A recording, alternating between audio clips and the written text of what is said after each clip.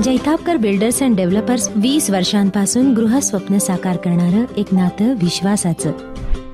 One विभागाच्या कारभारावर मनसेने आक्रमक पवित्रा घेत वन अधिकारी समाधान चव्हाण यांना घेराव घातला। यापूर्वी काढलेल्या मोर्चात मनसेने अनेक प्रश्न उपस्थित केले होते। याबाबत जाब विचारण्यासाठी मनसे सरचिटणीस परशुराम उपरकर यांच्या नेतृत्वाखाली वन विभागाच्या कार्यालयात धडक दिली। मात्र वन अधिकारी अनेक प्रश्नांची समाधानकारक उत्तरे देऊ शकले नाहीत।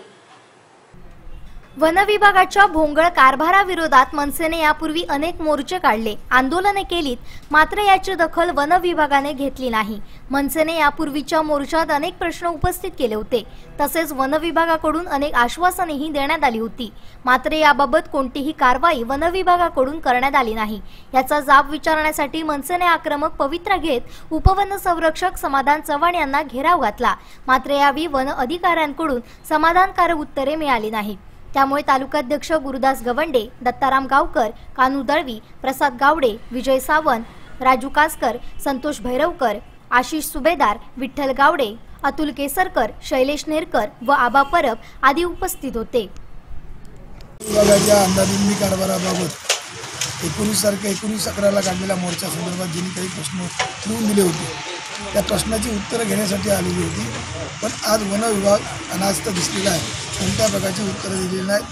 हायवेच्या बाबतीत वन संस्थेच्या जमिनीमध्ये कोणत्या प्रकारचं काम करायची वन कायदा 1980 मध्ये तरतूद असताना कोणतीही परवानगी न घेता त्या ठिकाणी कामं सुरू आहेत। त्याचप्रमाणे वृक्षतोडीच्या बाबतीत स्टेज 1ची परवानगी आलेली असताना दुसरी स्टेज 2ची परवानगी नसतानाही त्या ठिकाणी वृक्षतोड झालेली आहे मोठ्या प्रमाणात।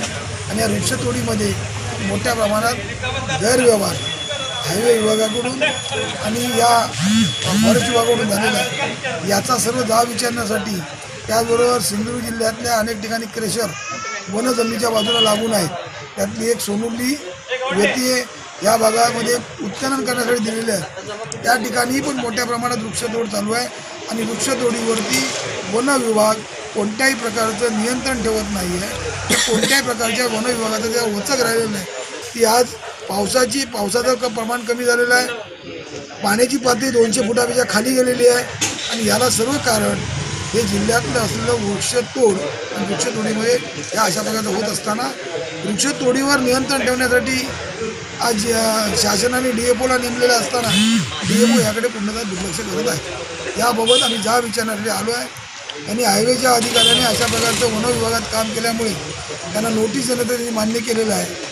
सेकंड स्टेजची परवानगी केंद्राची न येता वृक्षतोड झालेली आहे याचं ते पत्र देण्याची मान्य केलेलं आहे। याबाबत आम्ही लवकरात लवकर उच्च न्यायालयात याचिका दाखल करतो।